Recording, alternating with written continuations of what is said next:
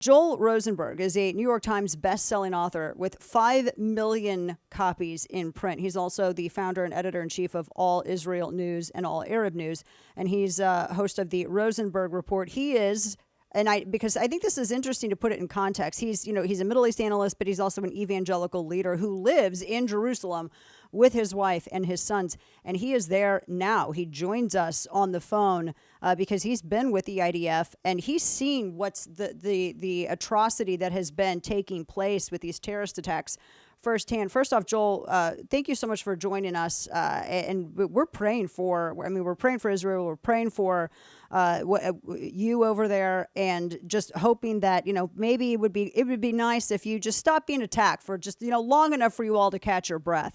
But thank you for joining me. Oh, Dana, thank you so much for your prayers, for your encouragement, for your sympathy. We appreciate all of it. Your solidarity.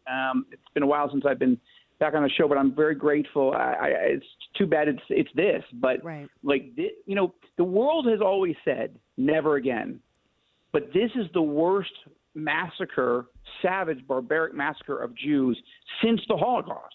There literally has been no other time in the last 75, 80 years where so many Jews have been murdered in such a short period of time.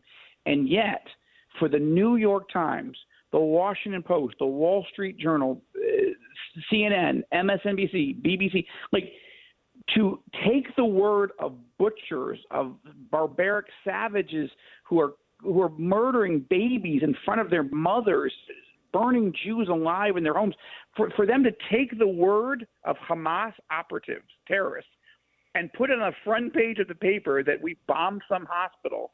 It's lies. And what universe are we living in, Dana, where reporters – I understand media bias, I thought, but this is off the charts insane. It's sickening. Horrific. I say that as a Jew, as an evangelical, as a human being. This is – the truth, which we had 3 camera angles watching and showing it is a Palestinian terror rocket that malfunctions and falls on the hospital. We've got an audio intercept, praise God for the Israeli intelligence system, that shows 2 Hamas operatives, and one is explaining to the other one, oh my gosh, it wasn't Israel, it was us. And the other guy's like, seriously? And yet, the mainstream media, they don't want to get it. But why? Why does Israel get a double standard? There was conspiracy theorists after 9/11. Oh, it's the CIA that blew it up. But nobody ran that story. Not on the front page of the New York Times. What? This is 50 times worse 9/11. What we're facing over here. And clarify this too for us. We're talking with Joel C. Rosenberg. You can find him at that name on Twitter or X now.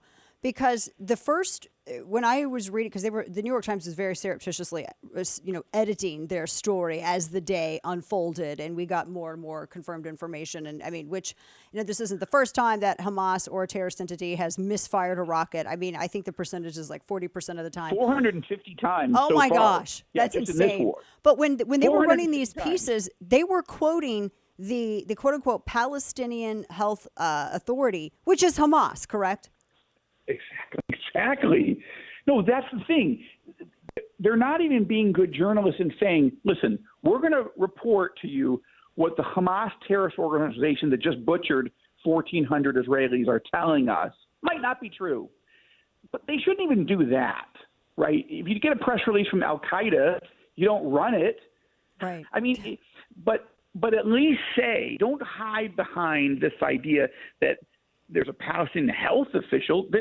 The whole Gaza Strip is run by Hamas. Let's be clear, Dana, and especially to your audience. It's a pretty educated audience, but let's just make it clear. Israel hasn't occupied Gaza in almost 20 years. We withdrew in 2005. Every Israeli soldier, every Israeli civilian was withdrawn from Gaza. The whole Gaza Strip was given to the Palestinian people. They have beachfront property. You left infrastructure. You left everything cubic there. Feet exactly. But there's also trillions of cubic feet of natural gas right off their coast, just like it is off of our coast. They could drill. they could be the richest group of people, happy, free. We do not occupy them. But Hamas has turned it into a hellhole. And now they have butchered our sons and daughters, our grandparents, Holocaust survivors. I just was watching an interview with an Israeli emergency services official. These are the people that come in and clean up the dead bodies and remove them and bury them, okay? And he's giving an interview just moments ago that I was watching it, that he's saying, I walk into this living room or this dining room, the mother and the father, they're all shot dead execution style. They're on their knees, heads bowed, hands tied behind their back, two children next to them. He said fingers have been chopped off, eyes have been gouged out. He goes, unspeakable torture, and then executed. This has just happened, and yet, Dana, I was sitting with the president of Israel just a couple of days ago, covering this for All Israel News and my TBN show, The Rosenberg Report. Becky Anderson, the CNN anchor, asks him a question right after Israeli President Isaac Herzog just explained all these atrocities, and more are being revealed every day. And she accuses Israel of war crimes in Gaza. Don't you realize that as you try to move all these people south, moving a population, those are war crimes? Aren't you sensitive to, what do you say to the accusations? And he's like, are you freaking serious? Right. We're trying to get innocent civilians out of harm's way. They gave us no warning when Hamas stormed in and Becky Anderson, CNN, you're actually going to accuse us of war crimes? This is like walking into Auschwitz. And they've never put context into this. Jews We're are talking responsible with for Joel it. Rosenberg, who lives in Israel with his wife and sons, and talk a little bit about the history of this, because I was looking into all of the aid that has been given to Gaza, because just to touch on the stories or the accusations that, Israel has denied them this or prevented that. I mean, I know Israel sent aid annually. But also, there was money that was given to help with sewage infrastructure, to help with water infrastructure. And then when Hamas was using the money to buy rockets and munitions, then actual pipes were sent. And then they turned the pipes into bombs. And I read one story, Joel, where there was members of the IDF that were looking at fragments of something that had exploded over Israel. And they realized these are pipes. Like, these are actual water pipes. They had dug up water pipes from properties in Gaza, manufactured them into bombs and then rockets, and then sent them off over to Israel. Well, no wonder they misfire all the time. Yes, this is exactly the case, and it's not annual. Israel, on a weekly basis, sent just convoys of 18-wheelers with food and medical supplies. I run a nonprofit Christian relief organization called the Joshua Fund. We've bought equipment, medical equipment, neonatal care equipment, whatever, for an Israeli hospital that's very close to the Gaza border. It's called Barzilai Hospital in Ashkelon. Gazan citizens who can't get good medical care in Gaza are allowed to come into Israel, and we treat them. So I'm as bad as these savage butchers are. I mean, this is ISIS-like. This is Nazi like the Hamas terrorists. But as hard as it is to deal with that and the emotion and the grief, Dana, that we're going through, but on top of that, for the world's media outlets to put us in a position that we are being painted as monsters when we are defending ourselves from monsters is it's the bizarro world, except it's not fiction. I write political thrillers. Yeah, I'm a journalist too, but because I can't just write thrillers, but I make things up for a living, and I have never written anything as horrible. I write Middle East political thrillers, often that have come true, and I don't want them to. I could never have even imagined something this bad. I have two quick questions for you in the time that we have remaining. Talking with Joel Rosenberg, you can find him on X, Twitter, Joel C. Rosenberg, and you definitely should read some of his thrillers because they are quite captivating. First question, Joel, are you worried about a ground offensive? Because 300 miles of tunnels in Gaza, I know hostages are there, but it seems like Fallujah 2.0. Yeah, the War Cabinet is meeting in Israel right this moment, Dina, live as we speak. And I don't know if they're going to make the decision tonight. It's been important for us to have President Biden here. Set politics aside. When an American president wants to help, this is a good thing. When the British Prime Minister wants to help, he was here today. That's a good thing. The German Chancellor was here this week. So we've been taking our time to get Palestinians out of the way, innocent Palestinians, civilians, and to build our case with the international community. But we are going in, and it's going to be hard. And the world is going to turn against us, and there's going to be UN Security Council resolutions against us. And the question is, will Biden stick? I pray that he will, but he didn't stick with the Afghan government.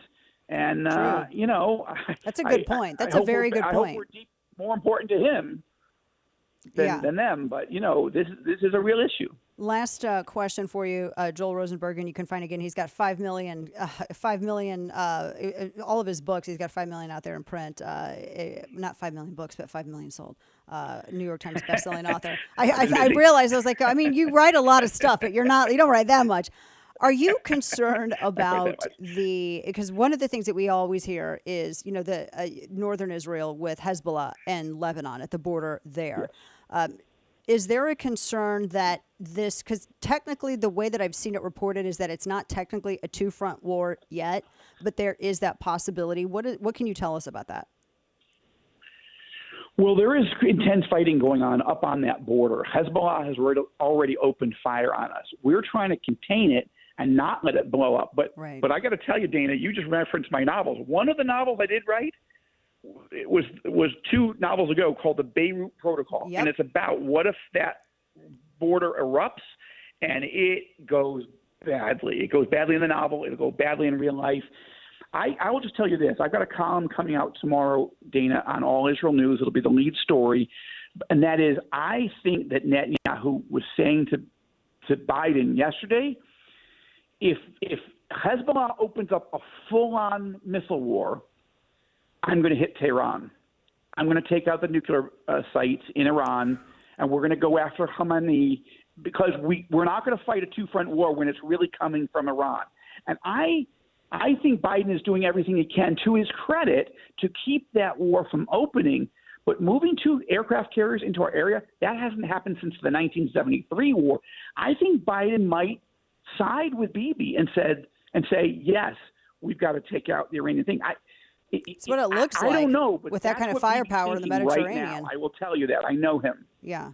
That's well, I would love to talk with you more, Joel. We definitely have to have you back. I'll be your hopefully, Middle East correspondent. Let me know. Yes, sir. Hopefully it gets better from here, and we don't have anything worse to report on, because as if it could get worse. I mean, you feel like the worst has already happened, and then then another day and another development. No, Joel C. Rosenberg much worse. On X. Joel, we're praying for you all over there. God bless you. And thank you so much for putting facts out there. We'll talk again soon.